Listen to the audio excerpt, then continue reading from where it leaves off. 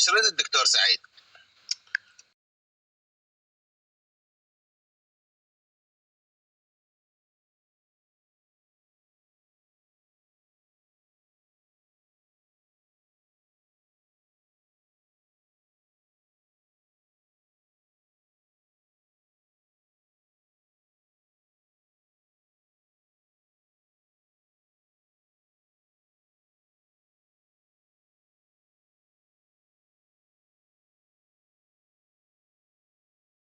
الملائكة هي جاية من لاس انجلس، يعني أرض الملائكة.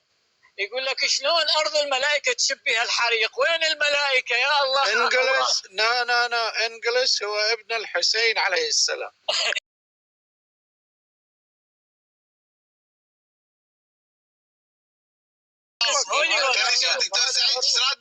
يحكي عن سام خوسي. سام خوسي من عندكم وانتصار لي. دقيقة شباب خلينا نشوف دكتور سعيد.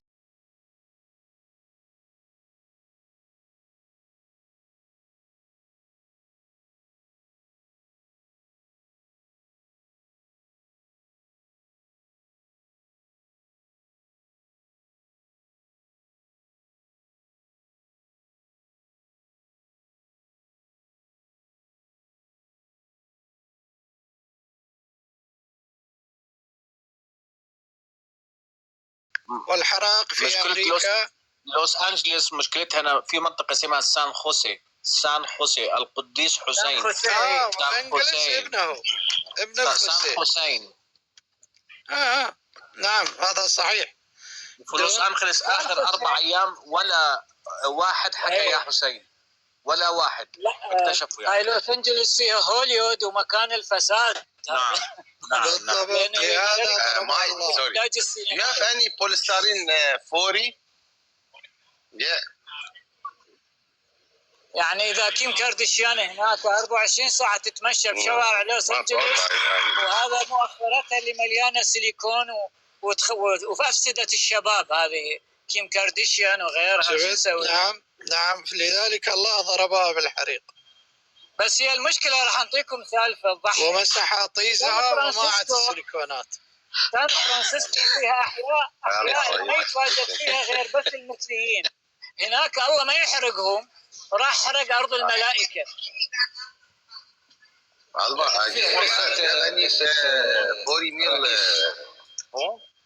أنتم سمعتوا الأرض المقدسة خسرت قداستها. أرض السلام لا يوجد بها سلام. Anything top of down of 50. على فكرة سمعتوا ترامب قبل أسبوع قال لهم الأرض ستحترق لو لم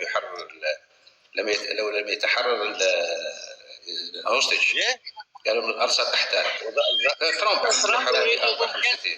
ترامب يريد يضم الأرض سوف تحترق إذا لم يحرر الهوستجز. عفوا للمقاطعة، احترقت. ممكن أسأل يعني رأيكم شنو في نظرية أثر الفراشة؟ أو فرضية أثر الفراشة؟ يا أخي ليس هناك فرضيات أو نظريات. الله يتحكم في كل شيء. إذا سقطت الحجارة فإن الله يتحكم بها بناء الآية الكريمة التي تقول لوس أنجلوسيات ما يلبسن حجاب لعنة الله عليهم ويطلعن بالبكيني. اسمح لي أجاوب الأخ السوداني. الله يقول في كتابه المبين والسماء ذات الرجع، يعني أنت إذا رميت حجارة إلى السماء ترجعها لك، فليس هناك جاذبية تجذبها.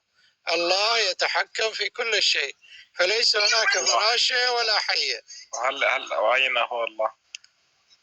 الله موجود في السماء جالس على العرش. وأنا الحجر لكن ما رميته السماء.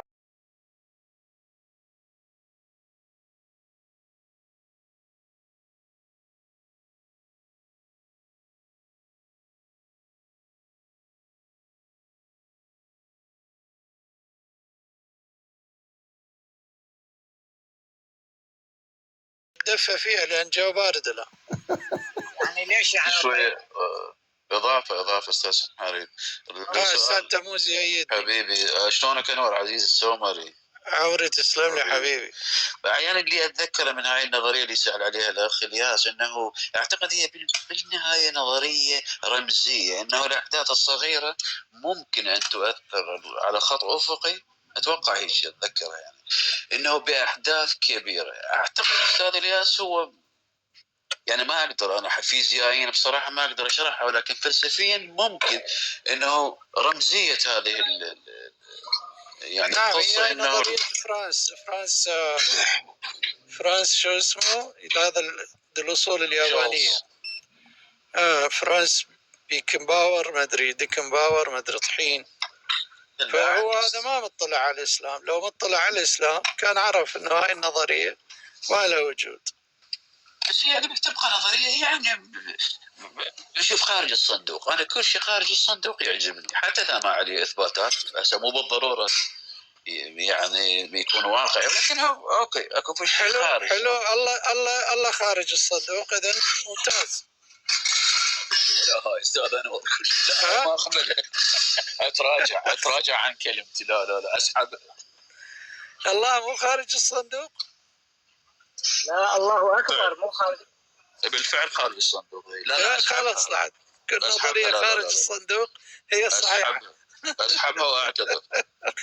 الله اكبر ماكو خارج الصندوق. والله اكبر كبيره ومحمد رسول الله نبيه يعني من غرائب الامور، يعني بولايات امريكيه يعني على الشاطئ الاطلسي ميتين من البرد والثلوج عندهم نص متر. ولايات في الغرب الامريكي تشتعل نار. شلون غضب غضب غضب من الله. لا والله هنا يريك الجنة والنار، يريك الحريق ويريك النار، يعني ويريك البرد، يعني الزمهرير والبرد والحجر صح. هو قبلها ما كان يعرف الثلج، بس يعني بعد فترة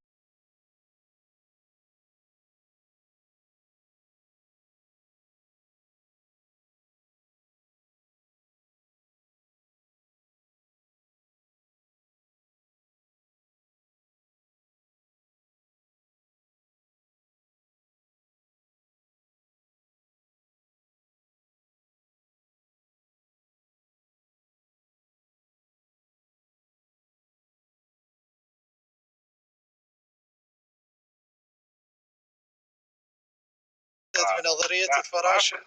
يعني أنا بس بتكلم على استدلال على حتة إنه العشوائية، تعريفنا للعشوائية والترتيب يعني، أو النظام، يعني المفهوم بتاع النظام للتعاريف، يعني اللي هي ممكن نشوف العشوائية ما هي، يعني مفهوم العشوائية ما فيها. ممكن تكون العشوائية هي ذاتها هي واحدة من درجات النظام، يعني ممكن بطريقة ما يعني.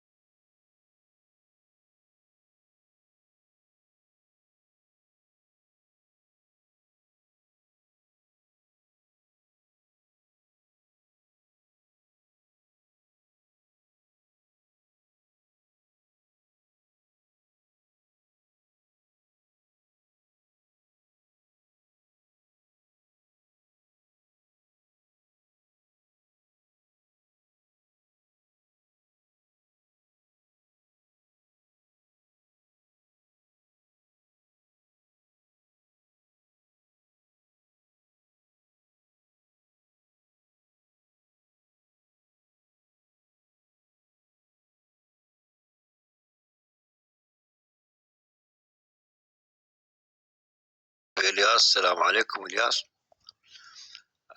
اخوان، هي مسألة افكار. احنا كليتنا كل واحد له جانب فكري معين من كل الجوانب. احنا كليتنا، وانا يعني صراحة مسألة وحدة الوجود اللي تكلمت فيها هي ما فيها يعني اتجاه واحد، هي متشعبة، وهذا التشعب اللي فيها هو سبب وجودها أصلا. يعني الأخ اللي يتكلم وسمح لي وقال أنا صعدت تيبيروس إلى جانب، وأخ الياس إلى جانب، والآخر إلى جانب، وهذه يعني هي أفكار متعددة احنا نطرحها. بس دقيقة أستاذ تريس، بس ثانية واحدة. ما كملت. لا الثانية واحدة. أنت ليش وجهت لي هاي الكلمة؟ يعني أنا لا مو لك، للأخ اللي كان متكلم، يعني اللي فوقك اللي فوقك يعني أنا ما أعرف اسمك إيش دكتور.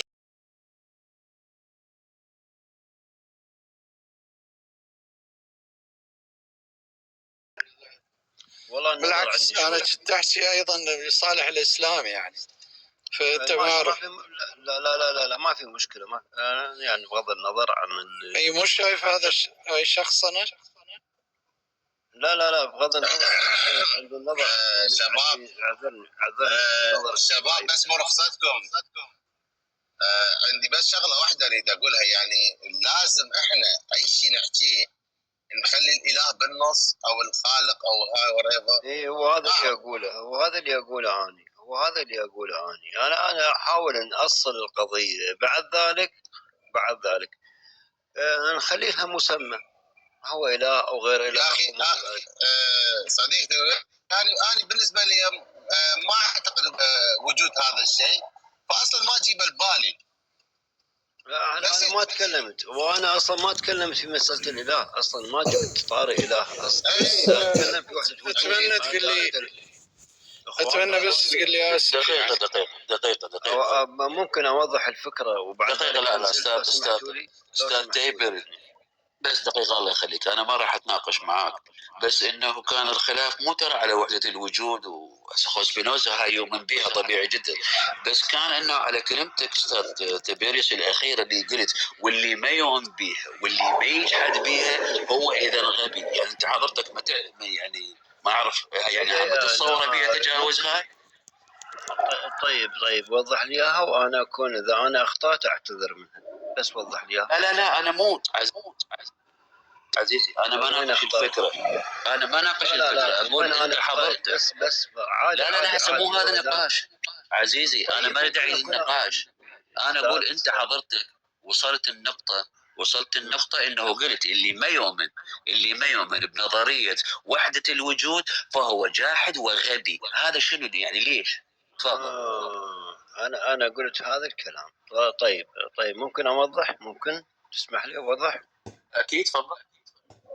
طيب شوف، مسألة الوحدة، ما هي الوحدة؟ الوحدة هي كل العلوم، كل عزيزي انا ما راح ادخل نقاش، انا ما اريد ادخل نقاش يا حبيبي يا فدوى اروح لك. هسه ممكن انت تكون على حق، اوضح سبب. لا مو انا ما لا مو سبب، هذا تجاوز. شلون توضح التجاوز؟ يعني هذا تجاوز. لا اعتذر مو علي بس، ترى بالمناسبه كان الاستاذ سعيد موجود واستاذ بيان موجود. طيب انا اعتذر عن ممكن انا اخطأت وتجاوزت. انا لا طبيعي، لا جدا. تفضل حضرتك خلاص. لا بالعكس، انا مو قصدي اهين شخص معين او ناس لا بالعكس، ولا ليش انا موجود اصلا. هي وحدة الوجود، هي وحدة اخلاقية اصلا. بس وياك مسح لي الطحين اللي على وجهي ما دام تأسفت يعني. والله امسحوها فيا، ما في مشكلة والله. يلا حبيبي كمل استاذ. طايين وكلتنا نحاول بس يعني نوجه حقيقة. كمل يا عمري، كمل ولا يهمك. والله احنا نحاول نشوف نفسنا وين احنا في اي مكان. والله احنا يعني لما انا اشوف نفسي في مكان اكل واشرب طيب انا وين؟ يعني انا شنو سبب وجودي؟ ليش انا هنا؟ ما جاي يعني شنو بعدين وين انا اروح ممتاز. هاي تساؤلات جميله. هاي تساؤلات جميله بما انك انت المخالف الان. هاي السؤالات حبيبي احنا نحب نسمع من عندك يعني لماذا سبب وجودنا؟ ما هو سبب وجودنا؟ دائما اقول دائما اقول انا يعني سبب وجودنا احنا شنو؟ بعد ذلك ما في اساءة لاي شخص، انا اعتذر. لا حبيبي اترك، انسى الاساءات تجاوزناها. سبب وحدة الوجود. نعم. مسألة لا مو وحدة الوجود، وجودنا احنا السبب شنو؟ هو احنا اصلا سبب الوجود هو احنا اصلا، يعني ما تقدر تخلصنا من الموضوع. ممكن تفسر لي هاي النقطة لو سمحت؟ احنا الوجود نفسه. كيف يعني؟ ما فهمتها. احنا ذرة من الوجود، احنا ذرة من هذا الوجود، هذا الكون. لا هذا تناقض في كلامك استاذ حبيبي. انت قلت احنا سبب وحدة الوجود، بعدين تقول احنا مجرد ذرات في هذا الوجود. فانت اما احنا ذرات في هذا الوجود، اما احنا سبب وحدة الوجود. فاي نقطة تختار منها؟ استاذ العزيز. نعم تفضل. هذا الوجود بصورة عامة له ذرات، لولا هذه الذرات ما كان موجود اصلا. يعني احنا احد هذه الذرات الموجودة. نعم. يعني احنا مو سبب الوجود الرئيسي. لا هو سبب الوجود الرئيسي هذا مبهم، مستحيل واحد يقدر يفصله. بس احنا كموجودين الان، احنا بس اوضح لك، احنا موجودين ظاهرين الان، احنا موجودين، بس سبب وجودنا مستحيل اي فطحل في هذا الكون يقدر يوضح لك اياه. ما شنو سبب وجودنا؟ انت على فكرة احنا ما تعرفنا عليك. انت مسلم؟ نعم مسلم. انا مسلم مؤمن جيد. اذا القرآن يعطيك تبرير لوجودنا. نعم عندي آيات قرآنية تقول ما خلقنا الجن والإنس إلا ليعبدون. لا ما لها علاقة بالوجود هذه. شلون ما لها علاقة يا حبيبي؟ هذا تتكلم عن العبادة ما بالوجود. هو القرآن يقول احنا ما وجدناكم ما معناه إلا من أجل العبادة. هاي العبادة وليس الوجود. يا عزيزي حاول تفهمني. هو القرآن يقول ما خلقت يعني ما وجدت. الخلق يعني الإيجاد من العدم. فالقرآن يقول ما خلقت الجن والإنس إلا ليعبدون. فقط هذا الهدف الرئيسي. أعطيك دقيقة تيريوس بس أوضح له بس سريع. الآية بتتكلم عن طريقة بتتكلم عن طريقة تفاعلك مع الوجود، لكن لا تعطي إجابة لسبب الوجود. تعطيك إنك أنت كيف تتعامل مع الوجود، لكن سبب الوجود لا تعطي الإجابة. أحسنت إلياس. أحسنت إلياس. ما لها علاقة بسبب الوجود، لها علاقة بتفاعلك بالعبادة. العبادة هي التفاعل، ما لها علاقة بسبب الوجود. سوري شباب، بس باعتقادي احنا وجودنا حسب الديانات هو سبب ايجاد هذا الكون كله. يعني هو لو ما راد يخلقنا ما كان خلق الكون اصلا. فمثل ما قال اخونا انور السومري صحيح حكايته. استداخل. لا ما في شيء اسمه خلق الكون. يعني إله يخلق ما يعطينا حتى سبب وجوده، ما يتكرم علينا حتى بسبب الوجود. يعني حقيقة استغرب. أعطي سؤال معين نجيبك عليه حسب إيماننا واعتقادنا. بس السؤال لا ما سبب الوجود حسب ما أنت طرحت. أعطيني سؤال أنا أجاوبك حسب اعتقادي. صديقي انور السومري بس مرخصتك حبي. صديقي فارس يعني بس أنا سؤالي الإله ليش خلق الكون غير على مودنا احنا؟ وجودنا حسب القرآن نفيت هذا. أوكي مو مشكلة فلنتفق معك. إذا ما هو سبب الوجود؟ لا مو ما سبب. أنا كمسلم أعطيني سؤال. أنا ما أسمع صوتك أستاذ، ما أعرف ليش. المشكلة يمكن عندي. عفوا أعطيني سؤال حسب معتقدي كمسلم. قل لي كذا كذا كذا، أنا أجيبك كأنا مسلم. يعني كمسلم أنا انتبه، كمسلم أجاوبك في مسألة الخلق، في مسألة الوجود، في مسألة وحدة الوجود وما إلى ذلك. أعطيني سؤال معين. الفترة كلها اللي حكيت فيها أنا ما سمعتك لأن الصوت راح. فأرجع أكرر سؤالي، يا ريت تكرر إجابتك. ما سبب وجودنا؟ ما سبب ما أنا قلت لك ما سبب وجوده حسب الدين. حسب الدين. نعم. ما هو انتبه للسؤال بعدين، مو تقول ما سألت هذا، أنا ما قلت. ما هو سبب وجودنا؟ صح؟ نعم. سبب الوجود كإنسان، كبشر، أو كمخلوقات؟ أستاذ العزيز، أنت لماذا تغير الكلام وتلعب على الكلام؟ ما غير، تحدد سؤالك بعد ذلك راح بعدين نقول ما سبب. يا عزيزي، إنسان وبشر وموجودات هي كلها لا لا لا لا لا, واحدة. شفت صار إنسان وموجودات وحيوانات وما. حدد سؤالك. إنسان وبشر وموجودات. أنا ما قلت، أنت حدد سؤالك.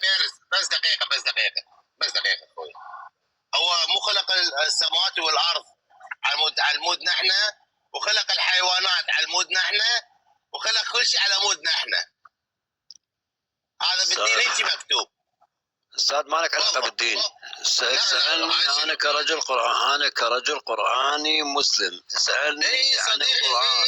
خلق السماوات والارض حتى احنا يقدر يخلقنا ونعيشنا بهاي المكان، وخلق الحيوانات حتى نقدر سخرنا لها حتى احنا ناكل من عندها، والنباتات وهاي الماء حتى نشرب من عندها. هو خلق كل شيء على مود البشريه. هذا الموجود بالقرآن. وين الآية القرآنية تقول كلامك هذا؟ وين الآية القرآنية؟ أعطيني من القرآن، تكلمني كمسلم. وين الآية القرآنية تقول هذا كلامك؟ طيب والله لو بالبيت كان طلعت لك اياه، بس مو بالبيت. طيب استاذ، انا اعطيكم الآية مع ان انا مسلم. لا الياس لا تعطيه. لا عشان النقاش يكون جميل. لقد سخرنا لكم ما في السماوات وما في الارض. يحصل تسخير يعني.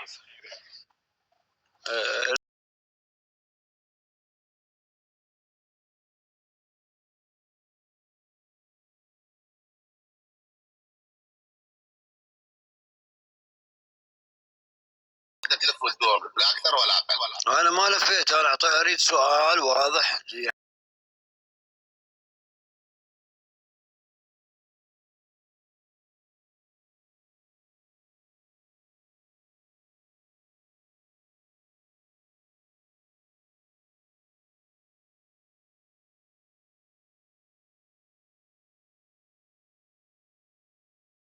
قلت لك الآية خلقت الجن، خلقنا الانس والجن يعبدوا. يعني هو خلقنا العباده فقط.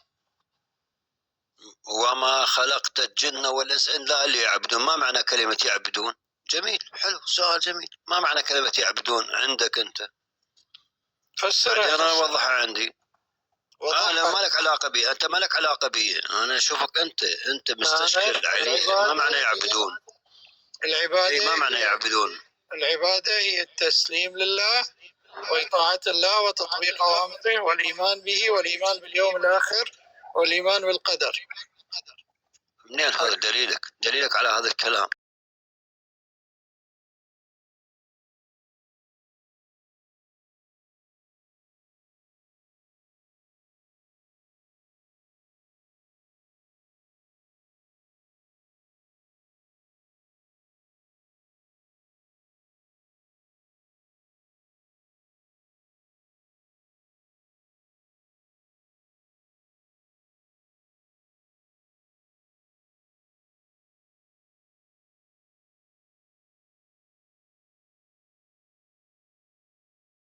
دقيقة دكتور سعيد، شنو الفرق بين العرق العصرية والعرق مال قچا؟ جميل. اوضح لك المسألة. دقيقة نقطة قبل الدقيقة ما حبيبي، قبل اوضح لك المسألة. انور ما فهمته. خليه يجاوب على سؤالي. لا طيب اوضح لك مسألة. وين هو واحنا وين؟ هو في عالم اخر. صديقي العزيز، بس دقيقة انور، اعرف بس دقيقة. شنو الفرق بين العرق العصرية والعرق القچا؟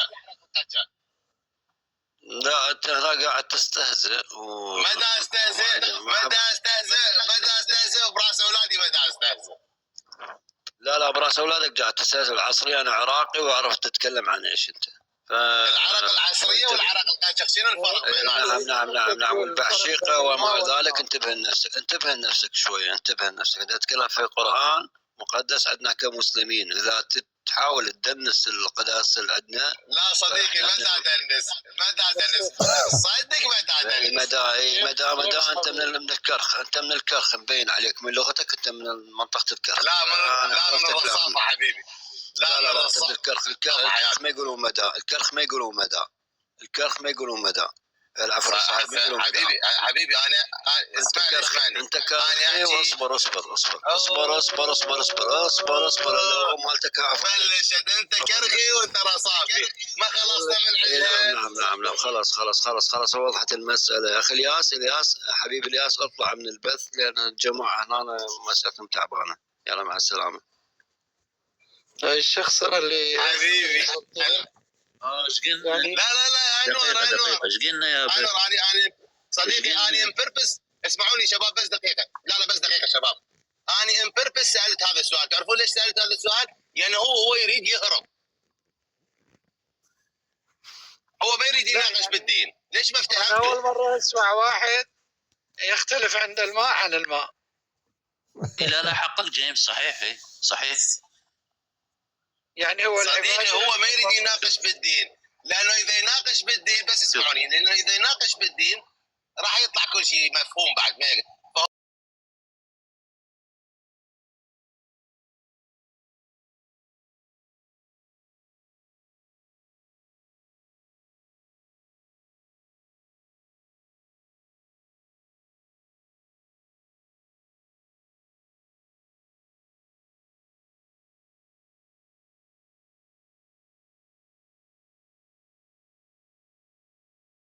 بالنهايه لا ويقول يعني انا اعرف الماء المالح يختلف عن الماء العذب. والسبب انه هذا بنسبه ملوحه ولكنه يبقى ماء. الماء اقدر احوله ثلج. يعني الماده تغير طبيعتها حسب الوضع الفيزيائي تبعها والكيميائي. بس هو بالنهايه يبقى ماء. شنو يعني؟ لا القرآن يختلف لانه الماء الدافق. تعرفون انتم مال شنو؟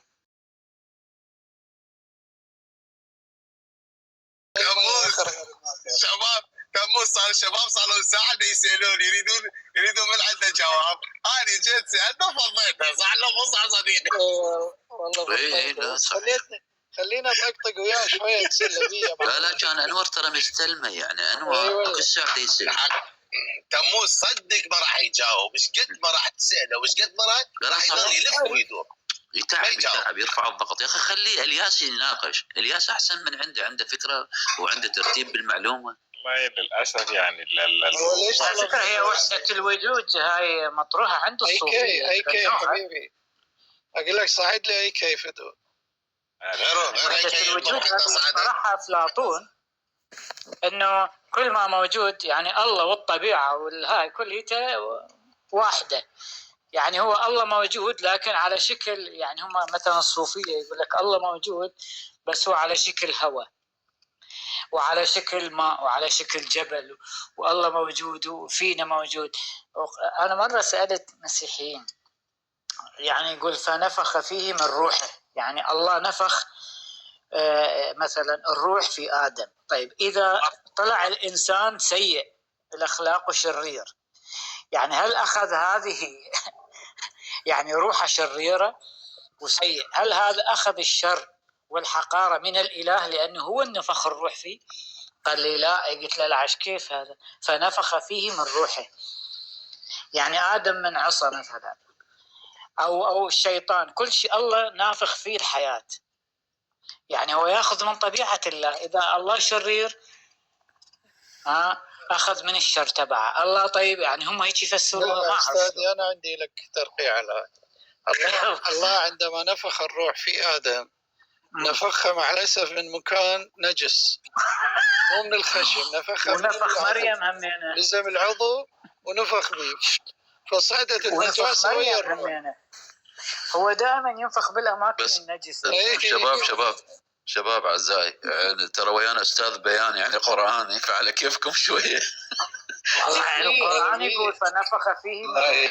هو ما يناقش في امور يعني معلش هذا يعني ممكن واحد يتناقش في امور، ممكن مثل نعطيك مثال على تجربه الشق المزدوج، لا تسمعوا بها، او دبل سلايد اكسبيرمنت، وانت يعني عندها ثانية بس حبيت أسلم على أنور والإخوان. أنا ما أقدر أتكلم لأن حوالين مسلمين، باجي لكم بعد 10 دقائق كذا. حبيبي أيكي، لكن أنا أنزل إذا يطلع مخالف نزل أيكي، أوكي صار عندنا مكان للمخالف. لا أستاذ بيان، نعتذر يعني بعض الأحيان احنا نستخدم هاي المفردات من أجل فقط أن نضحك، وإلا احنا نتحدث بنفس السردية. والأخ اللي كان موجود تيرس، ما بعرف شو اسمه، بيرس دنديرس، ذكرني بهاي أم التنانين. يعني حتى لما قال إنسان وبشر وموجودات أنا راح أمشي وياه، أنا أتفق وياه للأخير تماما للأخير، وأرجع أحصره يا أوكي قل لي الإنسان ليش خلق، والبشر ليش خلق، والموجودات ليش خلق، وقل لي شنو الفرق بيناتهم. راح ينحصر، راح يطلع لي تخريجة أخرى. أما قل له أتفق وياك، الآن لازم يثبت لي ليش خلق الإنسان. يا جماعة عملية الإيجاد من العدم هاي عملية مستحيلة، ولكن لنفترض أنها هي موجودة. الإنسان عنده قسمة حاصرة تماما، الإنسان أو الإله أو أي شيء لديه قسمة حاصرة في الاختيار. إذا خلق من أجل العبادة فهو محتاج، أما أن يخلق من أجل الحاجة، وأما أن يخلق عبثا، وأما أن يخلق مجبرا، ليس هناك اختيار رابع، هي قسمة حاصرة في هذه الثلاث. فإذا كان الله خلق عبثا فهو ناقص، لأنه عبثي لا يصح أن يكون إله. إذا خلق من أجل العبادة إذن فهو خلق من أجل حاجة، هو محتاج العبادة، هذه هي الغاية من الخلق. طيب إذا خلق مجبرا إذن هناك شيء أكبر منه أجبره على أن يخلق، إذن فهو ليس إله. فالمشكلة هنا يقع فيها المؤمنين ولا يستطيعون الخروج منها، حتى لو استدلوا بالقرآن الذي قال ما خلقت الجن والإنس إلا ليعبدون. طيب ليش يعبدون؟ محتاج العبادة؟ يقول لك لا احنا محتاجين. يابا انت مو محتاج، تعرف ليش؟ لأنه انت حادث، يعني انت بدأ بك، وليس انت الموجود قبله، هو الموجود قبلك.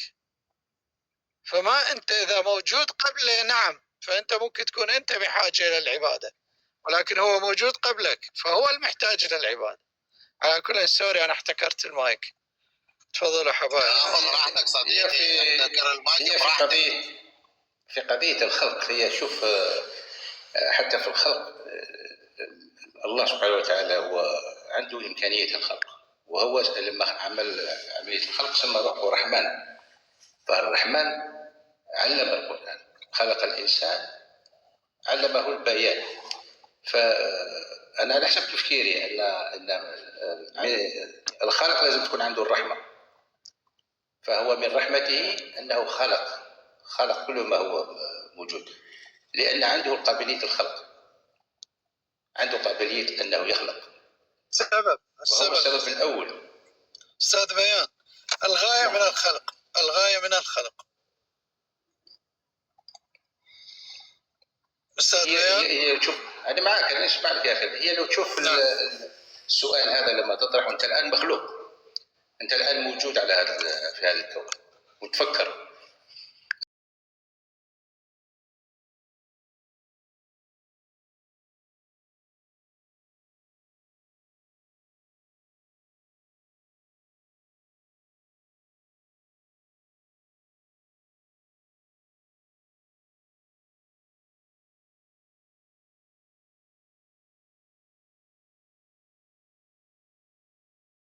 اوكي نعم.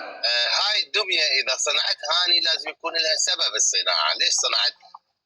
هل اني محتاجها؟ لو صنعتها هيك مثل ما قال اخ انور عبثي صنعته وذبيته.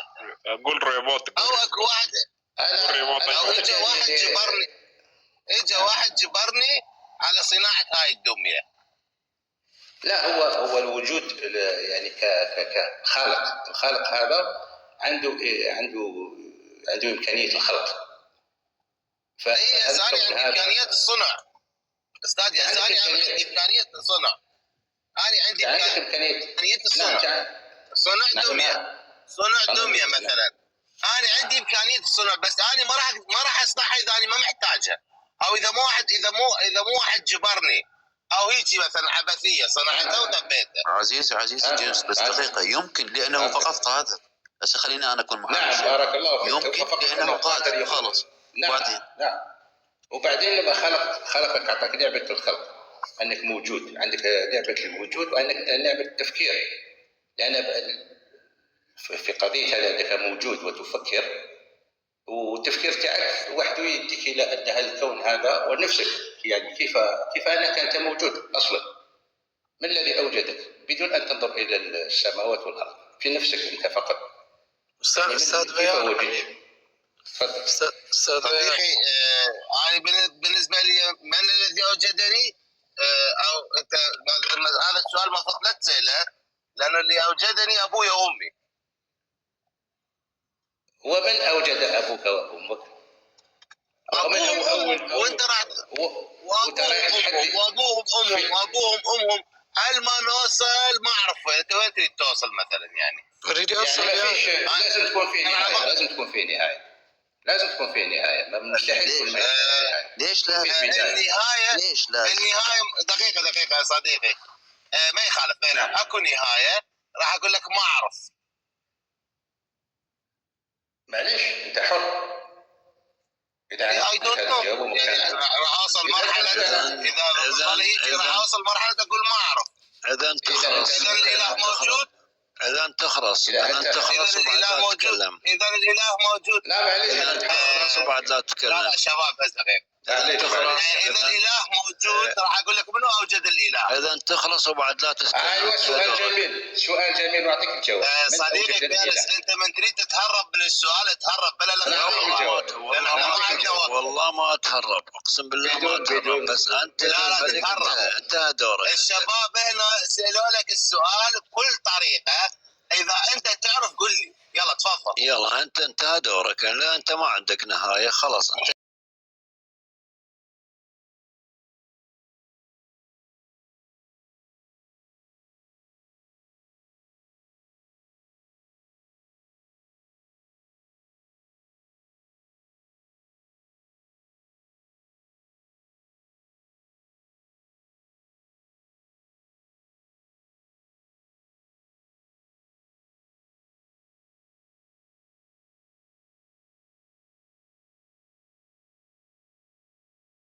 اذا انت عندك صديق العزيز تفضل. انا شخصا يعني انت ما عندك نهايه. انا شخصا لان ما عندك نهايه خلاص اصبر. مع احتراماتي لك كشخص وعلى راسي، والله احترمك انت كحبيب قلبي على راسي كبشر. اصبر يا اخي. تفضل. لا تفضل. لا خلاص تفضل. انت خلينا نشوف الاخوه. قلت له اخره لحظه. ليش؟ لا اخوان بس دقيقه. لا انزل يلا نزل. يا الله. لا تموز بس اوقف. تموز دقيقة يقول لك اخرج. يقول لك اخرج. لا اسمع اترك هذا المؤمنين كلهم يجي صديقي. مؤدب هذا المؤمنين. لا تموز رجال تموز. المؤمنين كلهم يجي عادي. انا اخذها بروح رياضيه عادي. انا يا اخي ليش تغلط بابا؟ ليش تغلط عمو؟ ليش تغلط يا اخي؟ تركه تموز. هو ثالث مرة تغلط. هو عجز وما يقدر يجاوب وما يقدر يسوي شيء. الشخص انت بابا عمو انت تربوي. انت تربي جيل. شلون تربي جيل بهاي اخلاقك هاي؟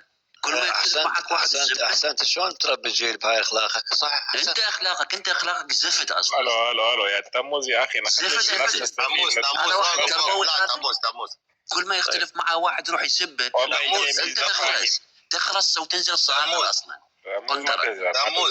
تموز صديقي تموز. بس اوقف.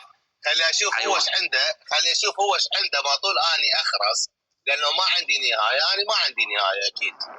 انت هو المتكلم صح. تفضل انت. هو المتكلم صح. هو ما عنده شيء، هو بس يسال ويستشكل، ما يعطينا نتيجه. اعرف هي هاي المشكله الكبرى. انا ليش اعطيت المجال حتى ينزل؟ قندره اعطيك تعطي. لا تموز لا صديقي، لا تموز لا صديقي، لا بلا شخص انا رجاء. يقول لك انا هاي الشخص انا ويقول لي هاي غبي بالقندره تعامل وياك. هاي اخر مره تتجاوز بها قندره. هذا تربوي، هذا يربي جيل. تموز صديقي ما يخالف. امسحها بي انا، امسحها بي يا صديقي، امسحها بي. انت مالك من هو القندره؟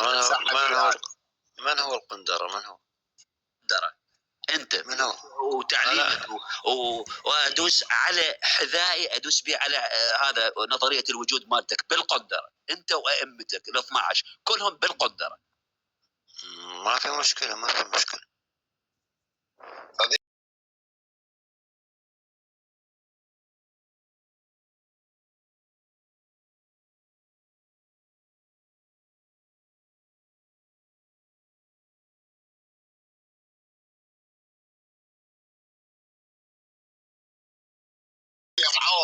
تجاوز على صاحب سمح لك مرتين صاعدك وتقول له اخرس. يلا هو ما عنده جواب. شنو جواب قندرتك انت للوجود؟ يلا اعطيني جواب يلا. يعني لو واحد يقول لك انت اخرس شو تقول له؟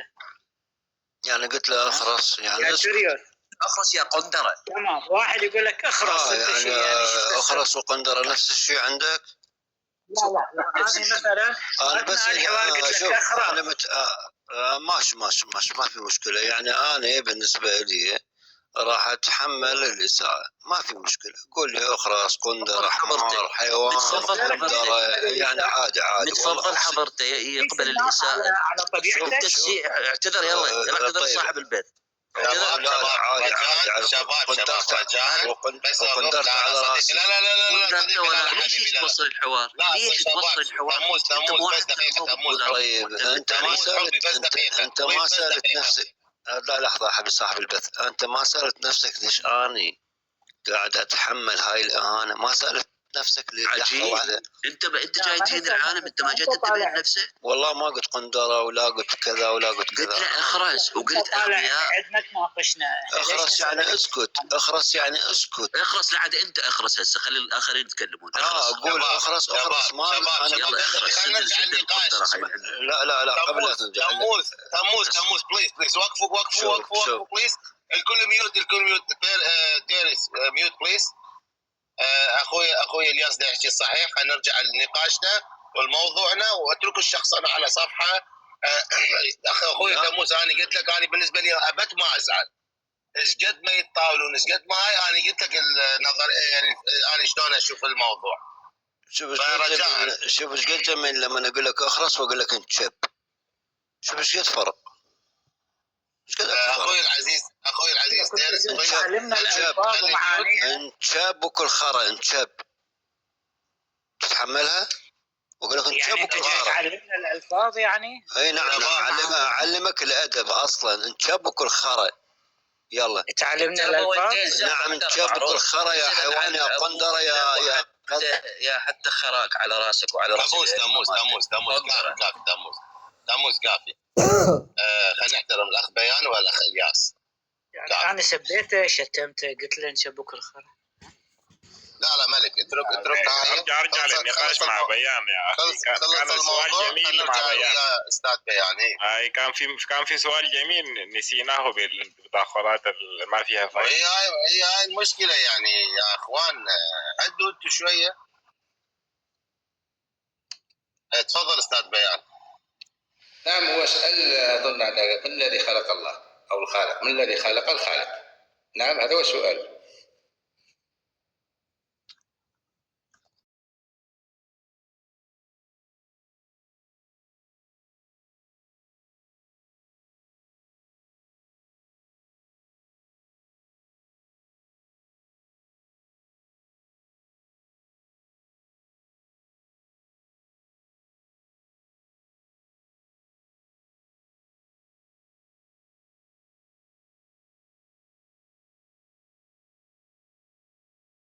الغاية من الخلق هو من الرحمة.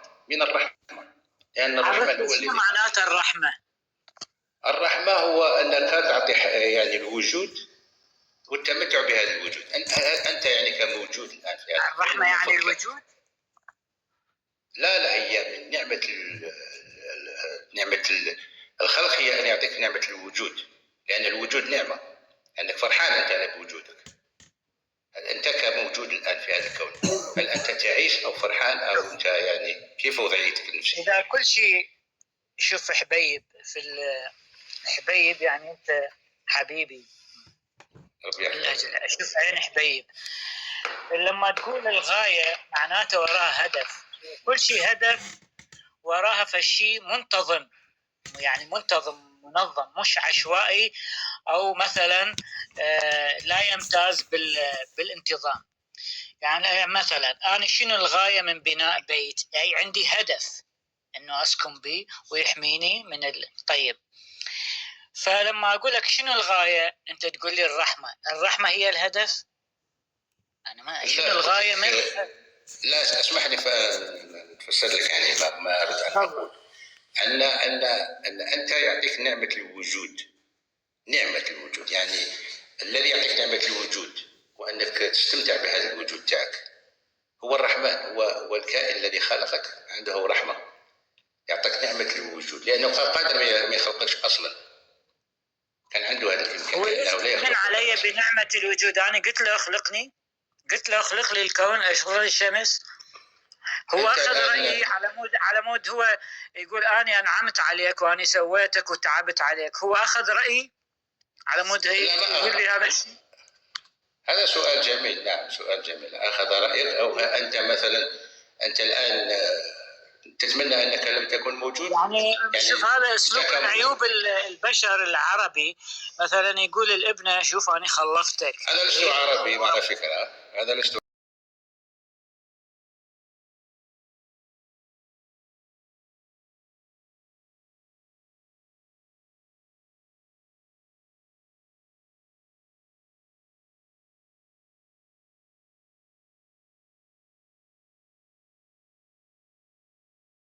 في معرض أي نقاش أو أي مناظرة لا يمكن أنت أن تضع المطلوب إثباته هو كمقدمة مسبقة للنتائج في حالة المنطق. يعني أنت لازم تقدم مقدمتين ونتيجة، فلا يمكن أن تضع النتيجة أو المطلوب إثباته قبل أن تضع المعيار مالته. فأنت الآن تضع النتيجة أو المطلوب إثباته مقدمة، وهذا خطأ. يعني أنت تضع الرحمة أنه إحنا وجدنا من أجل بسبب رحمته، بينما هي إيجادنا ليس رحمة.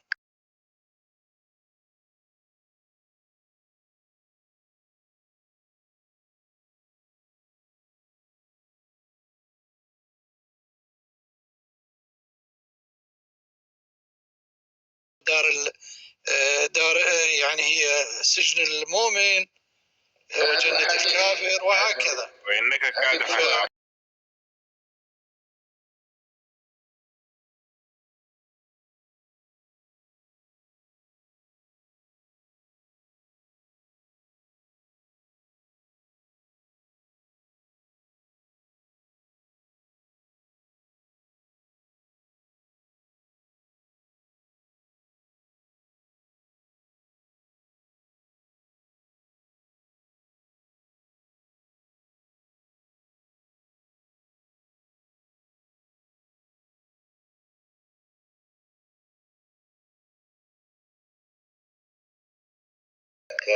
كمفكر، كعندك عقل، كأنك ممكن أنك يعني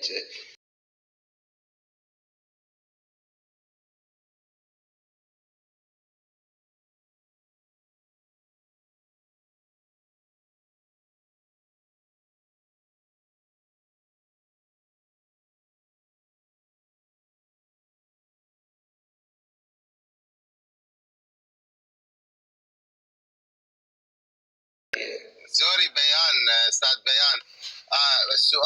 السؤال المفروض ينطرح هنا، هذول اللي ينولدون او اللي ينخلقون بهم مرض السرطان، هذول هم خلقوا الرحمه؟ عجبتني. وهذول البشر اللي يندفنون تحت الانقاض، هذول مخلوقين للرحمه؟ يعني ما اعرف هاي الرحمه ايش تعتبرها؟ انا اعتبرها عقاب وليست رحمه. هذا الذي يولد بهذا. نعم. لمن؟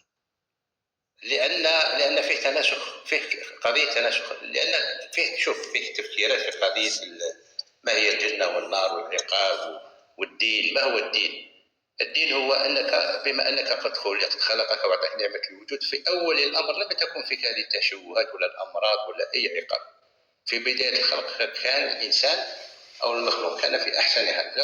عندك حتى في الايات من قال ذلك؟ من قال؟ دقيقه استاذ بيان، من قال ذلك؟ يعني الاسد اذا اكل الغزال عقاب؟ لقد خلقنا الانسان في لا دقيقه شباب خلي يكمل. لا شباب خلي يكمل استاذ بيان بعدين، لانه عندي وهم وراء السؤال. تفضل استاذ بيان كمل. في ما يسمى انت تطرح شيء هو ليس عليه دليل، لا تستطيع الاستدلال عليه. هي شوف القضيه اللي نتناقش فيها الان اشياء غيبيه، فاحنا نحاول نستعمل المنطق، يعني نستعمل اللوجيك. وحتى اللوجيك والمنطق لا يقول هناك. لو سمحت لي انا عندي معه نفس الايمان، لكن بيواجهني سؤال واحد. طيب احنا في انه تعدد الحيوات. طيب انا داير اسالك سؤال، يعني السؤال اللي طرح علي، يعني انا داير اشوف الاجابه عندك. طيب اذا كانت كل وعي هينسى الوعي السابق، فانك انت الوعي الجديد ده اللي هو اللي يتعاقب ده، يعني جزاء ليه يعني يتعاقب؟ أليس هذا هنا يتعارض مع ميزان العدل؟ يعني لأنه الوعي هو باعتبار أنه وعي جديد، يعني غير الوعي اللي فات، ليه يتعاقب الوعي الجديد على حساب الوعي اللي فات؟ أنا أظن يا أخي العزيز فيه ميموري، فيه بريشيدنت ميموري تبقى عندك موجودة، وفيه كثير يقول لك ديجا فيو، عندك بزاف أمورات فلسفية أن الإنسان ممكن يرى أشياء قد عاشها في حياة أخرى. وفي عدة حكايات نشرت بأن الناس يعني ذكرت أماكن وذكرت أشياء، فما يشقق. يعني أنت تؤمن بتناسخ الأرواح أستاذ بيان؟ نعم آمن بها. نعم. أنا أقصد الديجا فو. تناسخ الأرواح. فهذا الإنسان يتدرج إذا يعني في أول خلق كان خلق الإنسان في أحسن تقويم، كان ما عنده حتى مشكلة، لا عقاب ولا أي شيء. كل ما تعمل عمل غير صالح يعني أنك تفسد في الأرض هذه أو أكثرها عمل غير صالح، فإن عقابك يكون عندك يعني جزاء بما أنك تفعل. وإن عملت خيرا فإنك تتخذ. أنا بدي أسأل سؤال واحد لأخ بيان، ممكن واحد يسمح لي؟ أخ بيان، أنا مسيحي، سؤالي لك، إيش الإسلام شيء أعظم من المسيحية؟ تفضل جاوبني. هل الإسلام ما حرض على القتل أو حرض على الاغتصاب؟ أبو طيب وين رحت؟ وين رحت يا معود؟ عزيزي شنو؟ حبيبي انا سؤالي لك بيان. ابو طيب بس دقيقه صديقي، هذا مو له علاقه بالاطروحه اللي نطرحها احنا. يعني انا سؤالي الاسلام ايش جاء احسن من المسيحيه؟ المسيحيه احسن.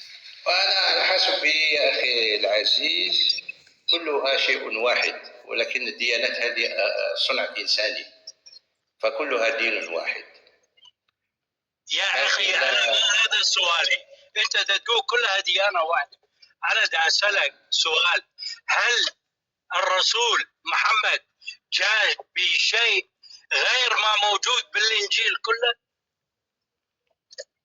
ما هو اللي ايجابي؟ ما هو الذي ايجابي وما موجود بالانجيل؟ دقيقه عزيزي ابو الطيب بيب، هسه كان نقاش مستمتعين به يا عزيزي بين الاستاذ انور والاستاذ ابو البيان، دخلوا مداخل فلسفيه عميقه. هسه هاي الاسئله الجانبيه ما لها علاقه ترى. يعني انا كان سؤالي اريد اساله من ذاك الوقت من ذاك الشخص الثاني اللي سعد. بس عزيز مو كنا مستمتعين، الحوار ماشي بطريقه معينه. استاذ ابو طيب صح، سؤالك ما له علاقه بالموضوع اللي احنا طارحيه، بينما اكو سؤال راح ينسال الاخويا بيان، اللي هو انت شو تقول، شلون صارت البشريه؟ من شنو صارت بس البشريه؟ مفهومك عن هذا الشيء؟ هل هو مثل ما قالوا بالقران من ادم؟ عندي سؤال، عندي مشكله في البلوتوث. عاود لي سؤال فضلك.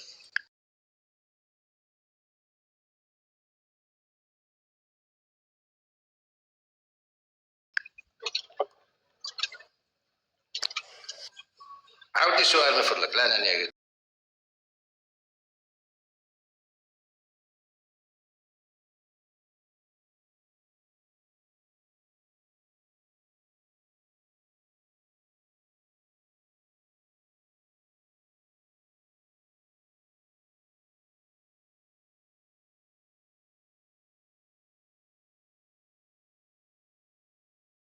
في بدايه الخلق في القران هي مش صديقي بيان، سوري صديقي، يعني هل هو جاء من ادم وزوجة ادم؟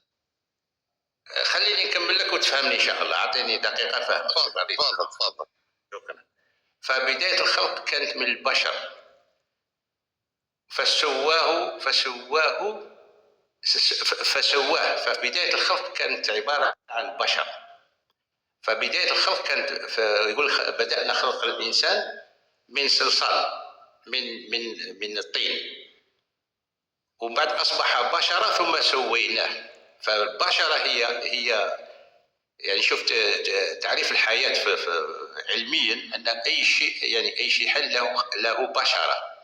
البشره تميز الحي من الميت. حتى الفيروس عنده بشره. شوف يعني ممبرين ان انجلش. فاي كائن حي عنده بشره. بدأنا خلق الانسان من طين، واني خالق بشرا فاذا سويته. شوف من البشر يعني من الكائن الحي، من الخليه او من الكائن الحي، من بشر سويته. يعني فالتسويه هذه فقعوا له ساجدين. يعني في خلق البشر اولا من طين، ثم فيه التسويه. يعني عندك مثلا نظريه داروين كيف تمشي من الحياه. وكان يقول لك كذلك ايات اخرى يقول لك فانبتناكم من الارض نباتا. شوف الآيات كيف واضحة. فأنبتناكم من الأرض نباتا. وتشوف أنت الآخر البحوث في القادمة أن بداية الخلق كانت نباتات هي أول من كان على الأرض، وثم خلقت منها الحيوانات الأخرى، ثم وصلنا إلى قضية الإنسان في آخر مرحلتنا اللي احنا فيها الآن. ففي الكتاب موجود يعني كيفية الترتيب تاع الخلق. فكانت من طين ثم بشر ثم سويناه، ومن بعد ما أصبح إنسان. طيب أستاذ بيان حبيبي، هنا أنت هسه عندك نقطتين وراح أرجعك إلى نقطة ثالثة. أنت الآن قلت أنه سواه على شكل يعني من فخار، وبعدين المفروض نفخ فيه الروح فصار إنسان، وقعوا له ساجدين. رجعت قلت وأنبتاكم من الأرض نباتا، يعني الإنسان نبت من الأرض يعني بداية خلقه. أنور سوري أنور، راح أرجع لسؤالك أنت أشتري فشي سوري. يعني أستاذ بيان، هل لما خلق البشر خلقهم 8 مليارات شوية؟ أول ما خلق البشر هل خلقهم 8 مليارات شوية؟ أول ما خلق الخلية. لا يعني هو خلقهم، هم كانوا 8 مليارات، وهاي هسه عدد السكان على الأرض 8 مليارات شوية. هو من خلقهم 8 مليارات شوية، لو بلش بشخص شخصين أو بلش شلون؟ ما أفتهم. أنت عارف فيه ذرية، في أنهم يتناسلوا. ذرية. فإذا أنت هاي نظرية مالتك مال الاستنساخ ومال مثلا اللي مخلوق اللي انخلق سوري وعنده سرطان، وهاي هي عقوبة لأنه كان يسوي في حياته الماضية مثلا ذنب، هاي ما تنفع ويا هذا الشيء استاذي. لا هو تناسخ الأرواح. أنت لم تأخذ الحيوانات في الحسبان. لا انا بالنسبه لي كنت احكي عن البشر، ما لي علاقه من الحيوانات، يعني حتى الحيوانات تناسخ هي همنا، يعني حتى الحيوانات عليها ذنب. نعم في تناسخ الارواح ممكن الانسان سيء يظهر بجسد حيوان. نعم. اي وبعدها نعم. وبعدها او ممكن يظهر بجسد اوكي بعدها من يموت الحيوان راح يرجع مثلا يصير غير شيء، ما يرجع مرة ثانية انسان، صح لو مو صح؟ اي ممكن يرجع انسان جيد صالح. اوكي يرجع انسان جيد صالح. فاذا هو الاطفال اللي يولدون بهم سرطان يعاقبهم على شنو؟ وين الرحمه؟ هي راح ارجع عن الموضوع للبدايه. هي في تزايد او في نقصان؟ هي في تزايد او في نقصان؟ في زياده او نقصان؟ لما يكون في نقصان ما عندناش مشكله ونحط الارواح. لا جيمس لا نستطيع لا نستطيع ان نناقش بقضيه استنساخ الارواح، لان هذا موضوع اخر طويل نضطر احنا نلجا فيه الى الدروز والعلويين، وحتى نرجع به الى النبي يحيى، لانه هذه نظريه شويه طويله معمقه ولها مذاهب ومدارس. فاتمنى انه نتركها جنب استاذ بيان. جدلا راح خلينا نتفق وياك، ولكن انا اريد ارجع الى الخلق اولا. انت قلت النقطه اللي اريد ارجع لك اياها ثالثه، انت قلت انه انت وضعت المطلوب اثباته مقدما، ولكن انا راح ايضا اجي وياك، اللي هي انه خلق الانسان من اجل الرحمه، بسبب رحمته خلق الانسان. قبل ما اطرح عليك سؤالي الرئيسي اريدك تجاوبني على نقطه معينه. متى نستطيع ان نحكم على الفرد او المجموعه انه هي نالت الرحمه الكامله؟ عند نهايه حياته او من اول ايام الطفوله، انه هو هناك رحمه بسبب رحمه الله خلق؟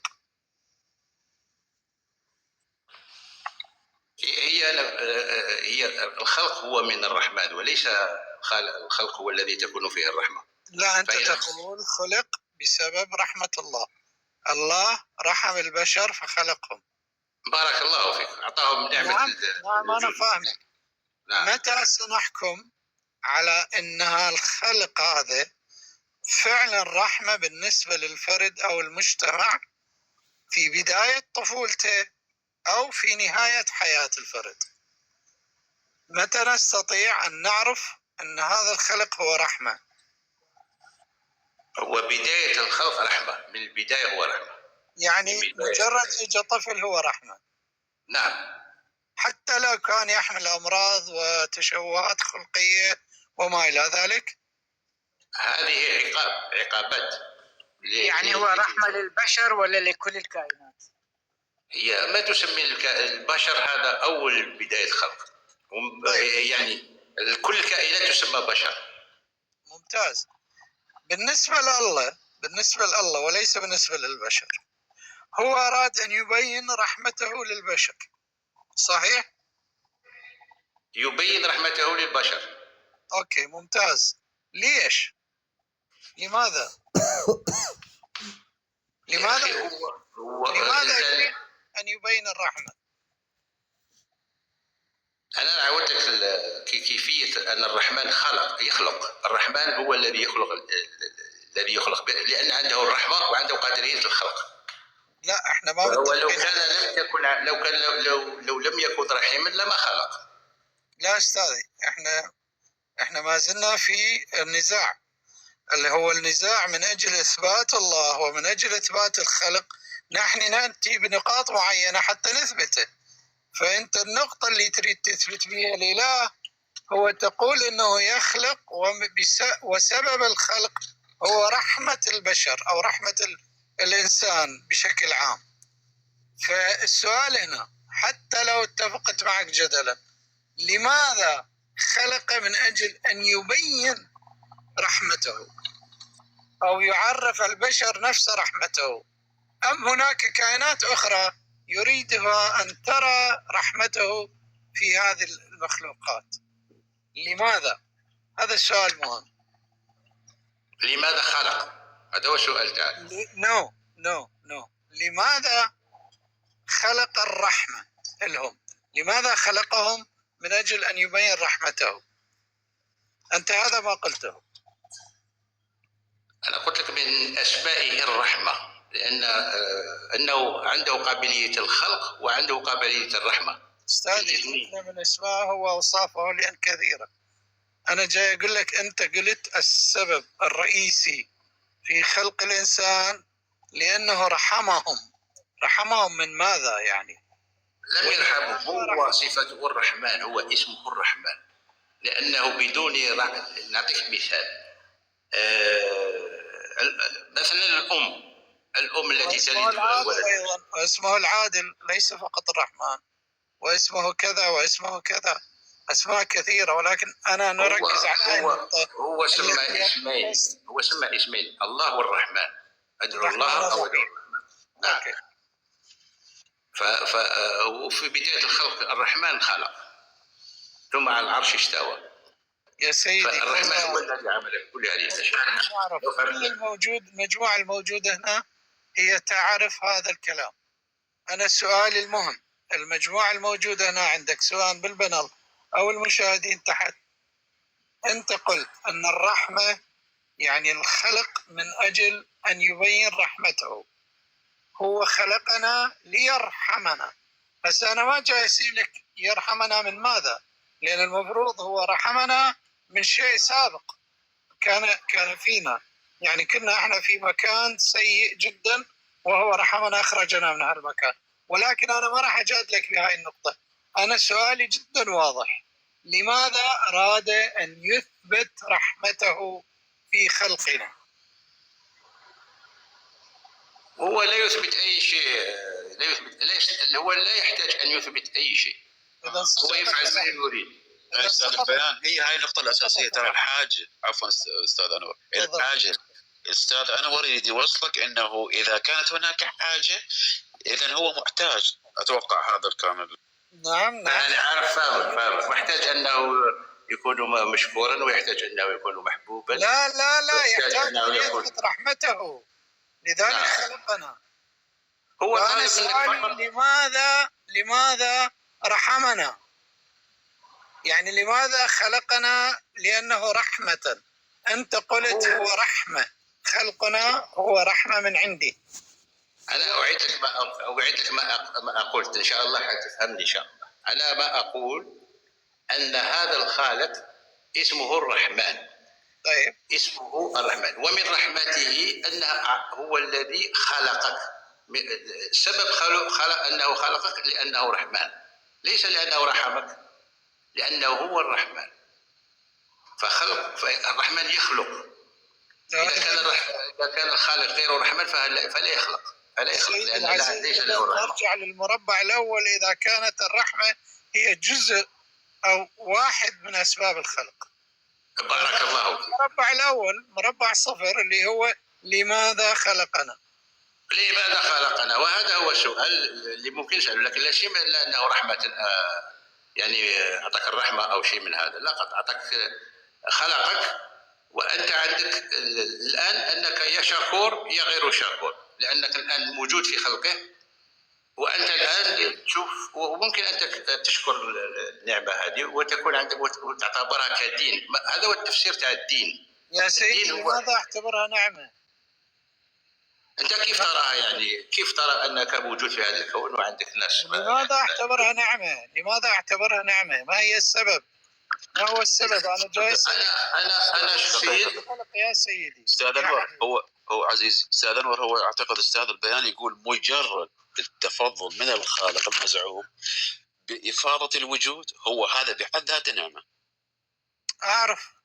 أوكي، ده يقول هذا، ولكن لماذا خلقنا؟ أكرر، من أجل أن يبين نعمته علينا، من أجل رحمته. بارك الله. أستاذ أنور عزيزي، ماذا لو كانت الإجابة فقط لأنه قادر؟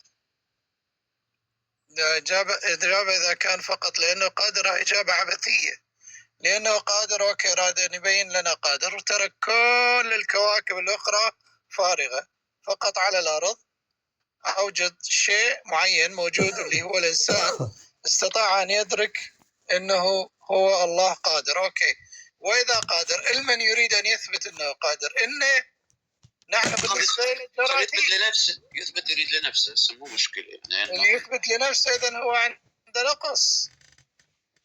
هنا أصبح عنده نقص، والنقص لا يلزم بوجود الإله. النقص لا يأتي للإله. وعزيز حتى إذا قلنا أنه سلمنا بوجود غرض، إذا هاي هم مشكلة، هذا هم نقص أيضا. الغرض هسه بالنهاية يعني صحيح. هو أيضا حاجة ما تقدر تطلع منها. صحيح.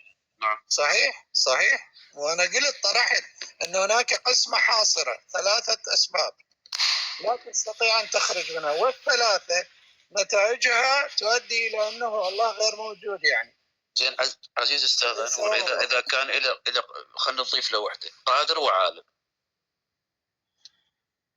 هذه راح تصير موضوع شائك جدا، لأنه إذا أضفت عالم إذن هو يعلم كل شيء، فلماذا خلقنا؟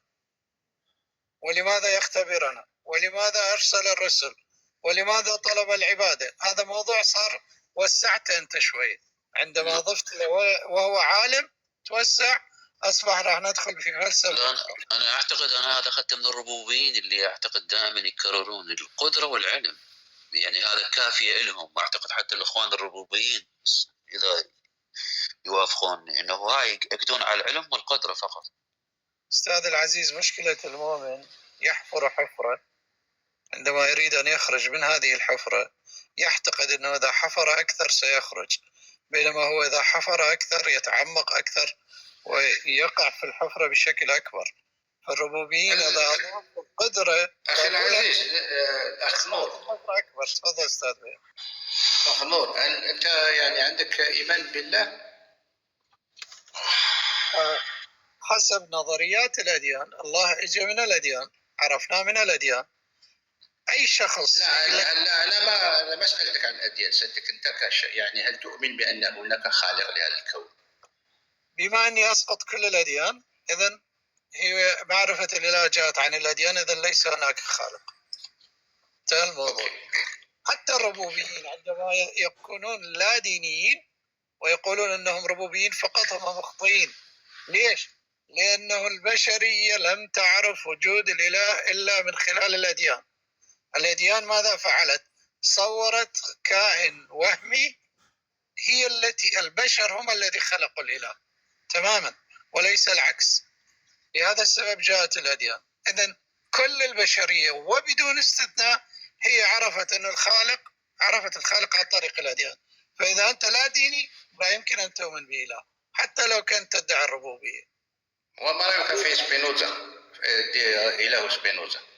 وش رأيك؟ هو يعني عرف الإله بطريقة منطقية. لا، أنا حتى إله سبينوزا لا أقتنع به حقيقة، لأنه فقط أقتنع بشيء واحد: إذا كان الفرد نفسه يعتقد نفسه هو الإله أنا ممكن أقتنع بهذه القضية. ليش؟ هذا عجبني في هذه. نعم أنا عجبني لأنه شوف، لأن إحنا هي تفسير تاع الروح مثلا. أنا شوف لو تعريف الأديان مثلا عند المسيحية، راح الأخ المسيحي كنا نتناقشوا فيه في الأمر تاع الروح القدس اللي هي اتصال ما بين الله الخالق والمخلوق.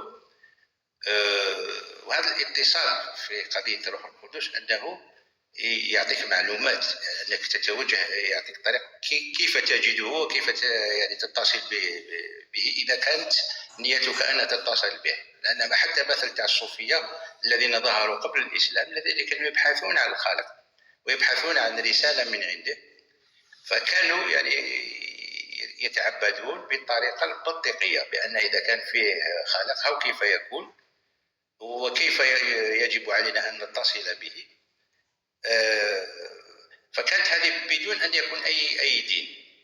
فكيف فاكين الناس كان يعني مفكرين حتى في الهند المذكورين من قبل، وحتى في الرافدين وغيرها، كانوا ناس يخرجوا يقول لك باللي موجود فيه أن فيه إله وهذه الصفات تاعو على حسب ما أفكر كيف يكون. وحتى الإنسان لو استعمل منطق مثلا المنطق فقط، علاش لما نرجع للقرآن يقول لك علمه البيان، خلق الإنسان علمه البيان. لأن لو تشوف احنا كمخلوقات عندنا طريقه الاستنتاج. حتى وصل بنا العلم ان نصنع يعني قنابل 100 ميجا طن مثل صار بومبا ونطلع الى القمر وكذا. فهذه صفه للانسان انه يستطيع ان يخلق، وهو يعني ما نقدروش نمثلوا احنا الربوبيه الالهيه، ما نقدروش نمثلوا، لكن هو عنده قدره الخلق، يخلق السيارات ويخلق حتى يعني في التعريف العلمي ان الانسان يختلف عن الكائنات الاخرى، انه يستطيع تولز ميكر، يستطيع ان يخلق تولز ويستطيع ان يخلق اشياء، فعنده قابليه الخلق. فهذه كما قلت الاخ العزيز تقربه الى صفات الربوبيه، انه يمكن كان يقول لك as above as below، ولا يقول لك ما من فوق هو من تحت. ففي هذا الاعتقاد هذا الذي يربط ان احنا جزء من، او احنا هو كما يسمى. شوف حتى في الاحرف العربيه كاين حرف الهاء الذي مش عارف لا تعرف هذا احسن شيء انك تسمي الخالق به هو، لانه ليس له ذات او اي شيء ممكن ان تصفه بها، فاحسن شيء ان تصفه بحرف الهاء المغلوقه هو. حتى الهاء اللا نهايه انك يعني هو يعبر على الخالق هذا. فممكن جدا انك يعني مرآة للخالق. عندي سؤال أستاذ بيان، ممكن خارج الموضوع. نعم تفضل أستاذ. شكرا أستاذ أنور. يعني سؤال شخصي، أنه يعني هل ممكن أن يعيش الأستاذ بيان بدون خالق؟ يعني بعد ما خلينا نقول فرضا بعد ما توفرت الدلائل الجسمية الفلسفية المنطقية على عدم وجود خالق، هل ممكن أن يستمر بالحياة يعني رغم يعني أنا أخي العزيز أنا عشت بدون خالق سنوات، فكنت أهرب من الفكرة ولا أفكر فيها، وصرت يعني أنا يعني ممكن تأخذني بأي زاوية تريد، لكن لما حاولت أن أقترب من هذا الخالق بأي طريقة كانت، يعني مش يعني فقط بكتب أو أي شيء، فقط بالعقل، أنك تجد أن فيه تجاوب. حاول إذا كانت النية صادقة، فكل ما تحاول يعني تتقرب. أنا مثلا على فكرة أنا مفتوح لي كل الأديان، أنا يعني تأثرت شوية بالديانات مثل الآسيوية مثل البوذية أو حتى المسيحية حتى الشيوعية، فمرينا عليهم مرور الكرام على كل حال. ولكن تجد بأن حياته، أنا في نفسية الله أعلم عن الآخر، تجد أنك تحتاج إلى أجوبة مثل أنا ماذا، نفس الأسئلة هذا، لماذا أنا موجود؟ هل أنا موجود يعني بدون سبب؟ والكون هذا لما تشوف فيه مثلا هل هو محدود أو غير محدود؟ ومن خلقه؟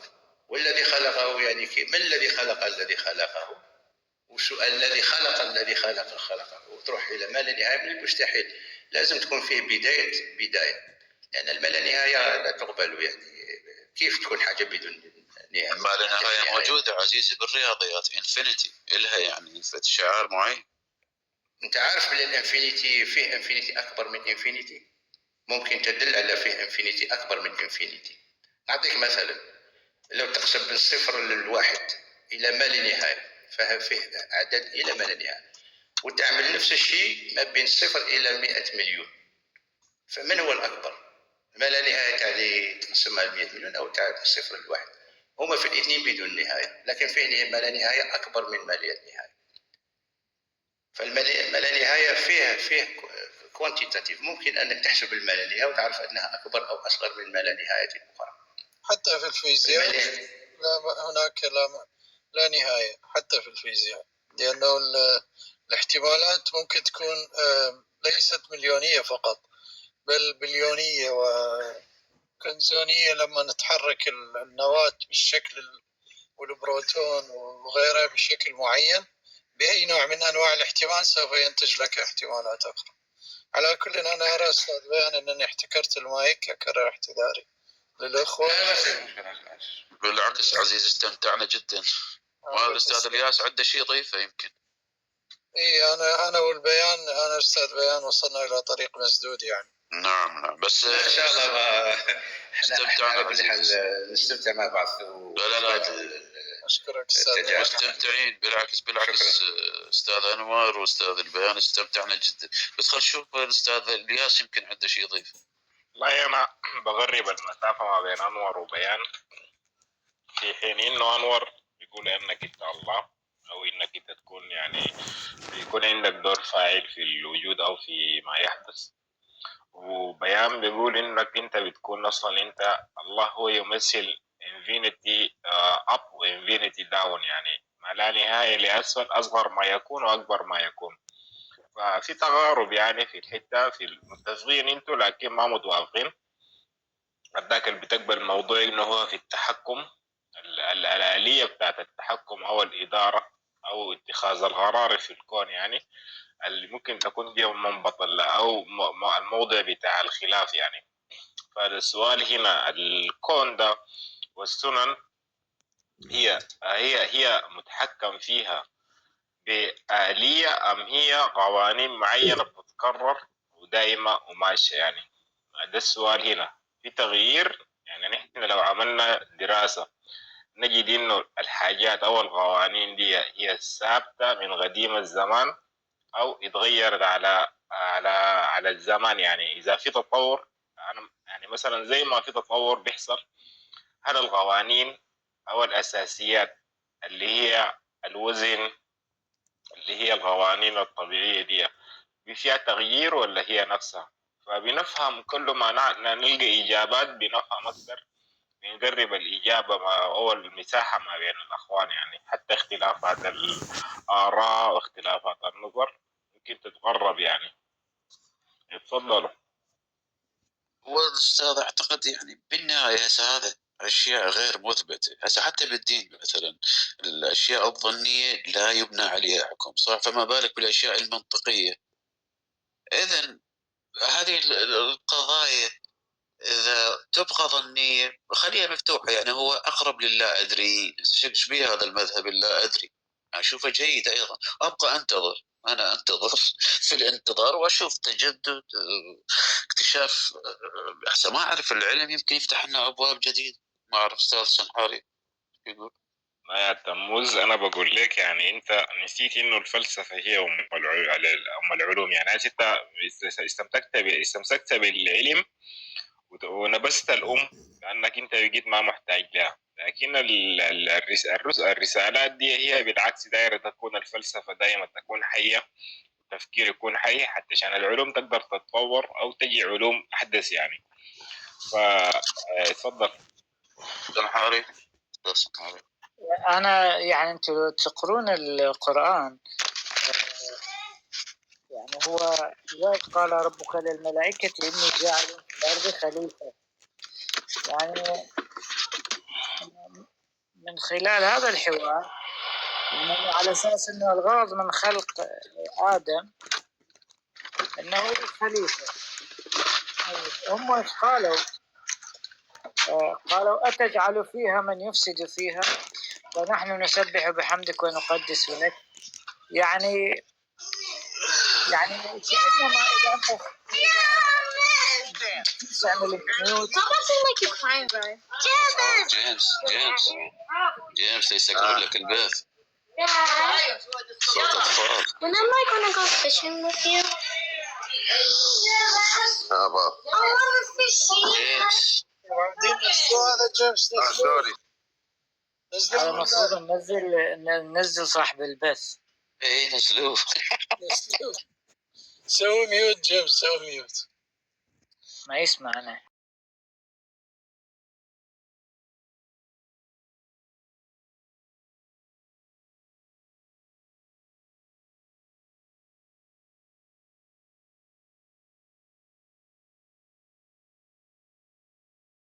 كائن يعني احنا نخاف انه يفسد في الارض ويسفك الدماء، واذا انت تريد تخلق علشان يعبدك ها، فاحنا او احنا احنا نسبح بحمدك ونقدس لك، يعني شو تريد بعد؟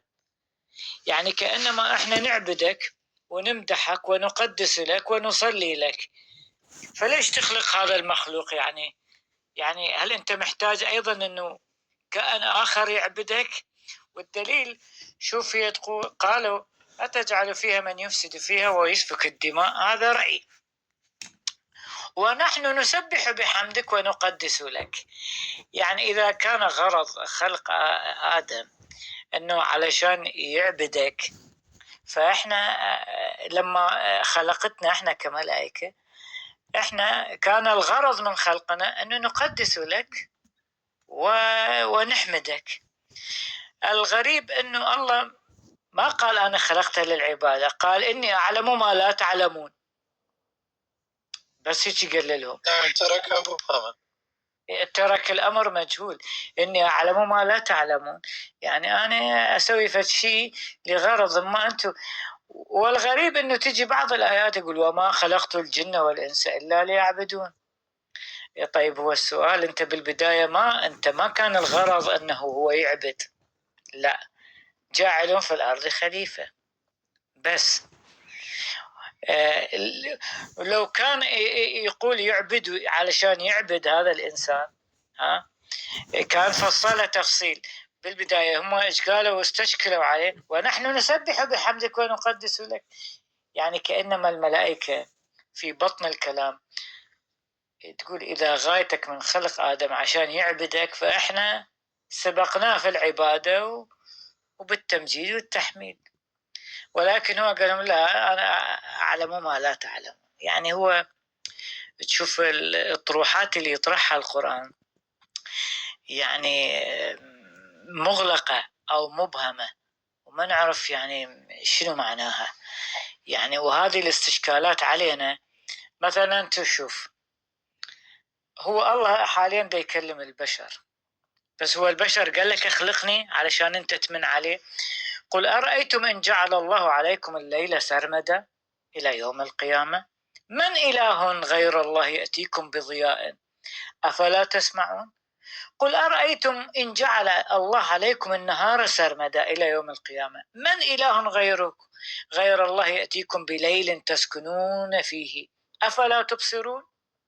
ومن رحمته إيش جعل لكم الليل والنهار لتسكنوا فيه ولتبتغوا من فضله ولعلكم تشكرون. أوكي، يعني لعلي أشكر. هو أنا قلت لك اخلقني وخلق لي ليل ونهار، أنت خلقتني وخلقت لي ليل ونهار، أوكي شو تريد هسه؟ لا أشكرني. أنا على فكرة أنا مو خلقتك، خلقت لك ليل ونهار، لازم تشكرني. طيب لا تخلق لي لا ليل ولا نهار وخليني أنا مثل كائن حي يتعايش بالليل كليته أو يعيش بالنهار. يقول لك لا، أنا نوعت لك، خلقت لك ليل ونهار وما أدري شنو، ليش ما تشكرني؟ أنا مو سويت لك هالشكل، أنا مو فجرت لك الأرض ينبوعة، أنا مو خلقت لك الشمس، أنا يعني هو خلقني ودايمن علي أنه هيك سوالي. هو أساسا منو قال لك خلقني؟ أنت استشارتني علشان قد أخذت رأيي. فهي المشكلة يعني هذه إحنا أنا ومن يقول أنك أنت سويت كل هذا؟ ومن يقول أنت اللي سويت لي شمس وقمر وكذا يعني ما أعرف. لا، بالنسبة لسؤال الأخ الياس يعني قال إنه هل القوانين هذه ثابتة؟ هل هي سرمدية؟ نعم أستاذ الياس، القوانين الطبيعة هي أزلية، ولكن أين؟ في الطاقة. المادة متحولة ولكن الطاقة لا تستحدث، لا تعدم ولا تستحدث من عدم يعني. فأنت ما تقدر تخلص من الطاقة نهائيا، الطاقة تتحول إلى أشكال مختلفة وهي تبقى. أيضا هناك قوانين لا يمكن التخلص منها مثل قانون الجاذبية وبعض القوانين الأخرى، ولكن المادة نفسها، المادة ممكن تتغير ولكن طاقتها تبقى في الوجود يعني في الطبيعة. فلهذا السبب الطاقة هي أزلية، يعني هي مع الكون جاءت مع الطبيعة. فنعم هي أزلية مثل ما أنت طرحت. وعلى فكرة هي على شكل دائري، يعني بما أنه الأشياء عندما نلاحظها احنا كل الكواكب كل شيء هو شكل دائري، فهي دائرية. يعني مثلا حتى الرياضيات انت لما تدورها راح ترجع للنقطة، يعني مهما صعدت راح ترجع إلى هاي النقطة وتصبح القضية دائرية. قوانين الفيزياء أيضا نفس الشيء تصبح دائرية، ولكن الاحتماليات هي المتعددة. يعني قوانين الفيزياء مثلا إذا ناخذ النواة والبروتون مالتها وكل المكونات مالتها، هناك احتمالات هائلة جدا مليونية عندما تتحد هاي النواة أو البروتون مع شيء، عندما تصطدم بشيء، عندما تتحرك نحو شيء، هناك احتمالات مليونية، ولكن هي تبقى نواة وتستمر نواة وتستمر على شكل دائري. هي هاي القضية، بحيث أنه لا تنتهي. ليش؟ لأنها تتحرك بشكل دائري وليس الشكل عمودي أو أفقي. لذلك ليس هناك شيء أصغر نقطة أو أكبر نقطة، لا. ممكن أن تكون أصغر نقطة هي نقطة النهاية وأيضا نقطة البداية، وممكن أن تكون أكبر نقطة هي نقطة البداية والنهاية. هي هنا القضية. فالاحتماليات كل عديدة جدا، يعني مليونية أو مليارية يعني. لهذا السبب هي أزلية يا سيد الياس، لا يمكن أن تكون. والمشكلة أنه الخلق، يعني أستاذ البيان ذكر في مثال السيارة وغيرها، النوع. عفوا دكتور سعيد رد عليه قال أنا إذا خلقت السيارة هي رحمل السيارة أو لا. هناك فرق كبير بين الصنع والخلق. الخلق هو الإتيان من العدم، وجود شيء ما من العدم، وهذا مستحيل، هذا غير ممكن إطلاقا. ليش؟ لأنه الإتيان من العدم، من يأتي بشيء من العدم يجب أن يكون موجود في العدم، وإذا وجد في العدم، وهو العدم سالب الوجود، هو العدم عكس الوجود، فإذا وجد بالعدم إذن هو أيضا معدوم. فكيف أتانا بشيء من العدم؟ لا يمكن. حتى في سردية الخلق هو الله جاء بكل الأشياء ليس من العدم. خلق آدم من الطين والتراب، وأنا مستغرب طبعا خلق حواء من ضلعه. هسه حواء من ضلعه شلون؟ هي قطعة خشب. هذا على الأقل آدم هو سوى طين وسوى على شكل لعبة.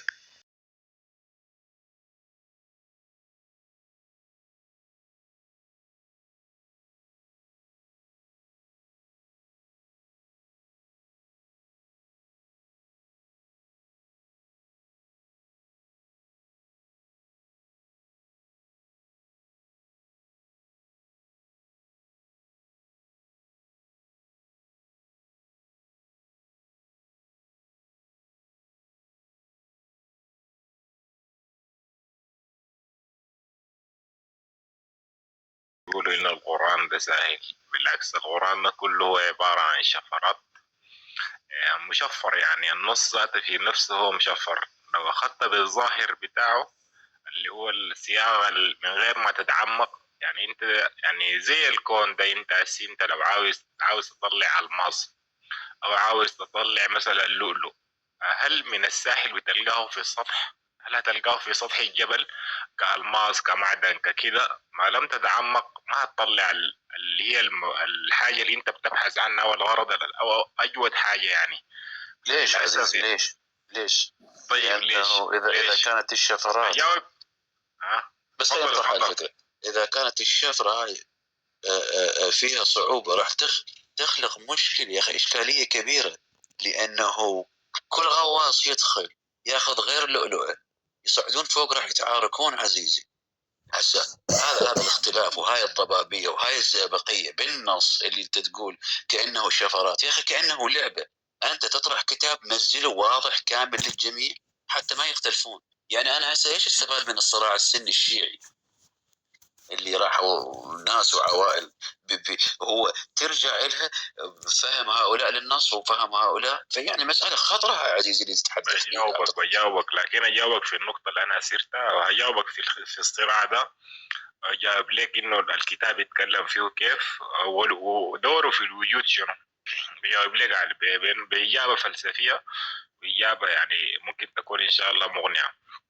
طيب في الحته بتاعت انا بقول لك لو كان زي ما انت ذكرت كان هو واضح وسهل، كان واحد تاني غيرك هيقول يا اخي ده كلام واضح وسهل، هذا ما كلام اله.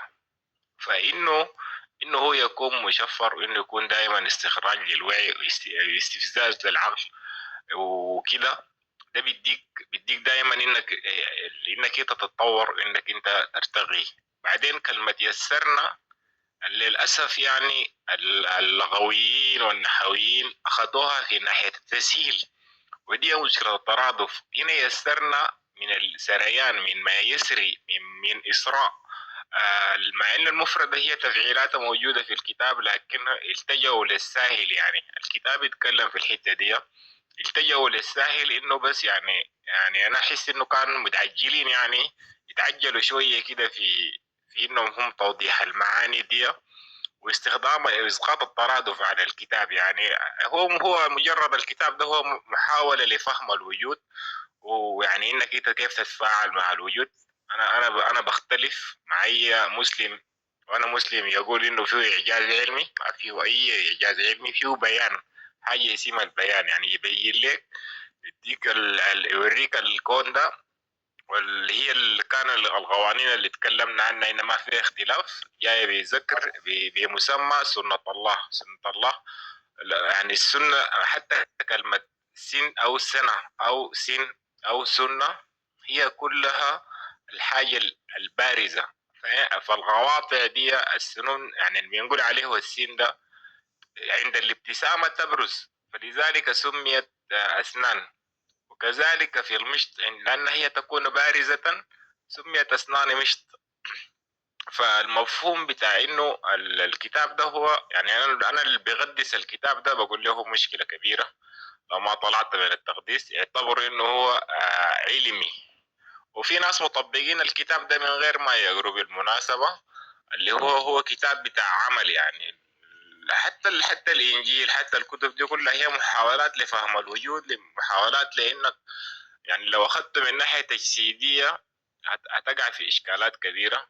حتى الرسل دي لو أخذتها إنها هي تجسيدية وقصص خيالية، لما تجي على أرض الواقع تبحث عنهم ما هتلقى أي حاجة، ما هتلقى أي ولا دليل واحد كده حقيقي فعلي ملموس.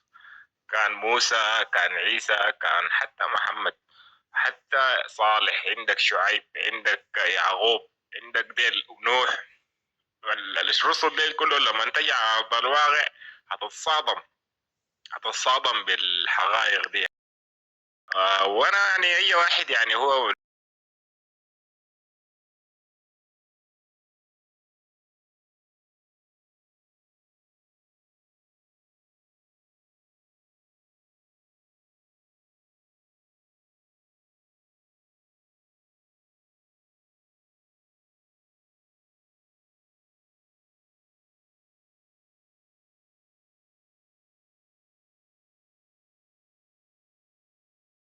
القصة بالكربون بتاعت يسوع اللي هي ماخوذة، ولما تجي في محمد نفس القصة بالكربون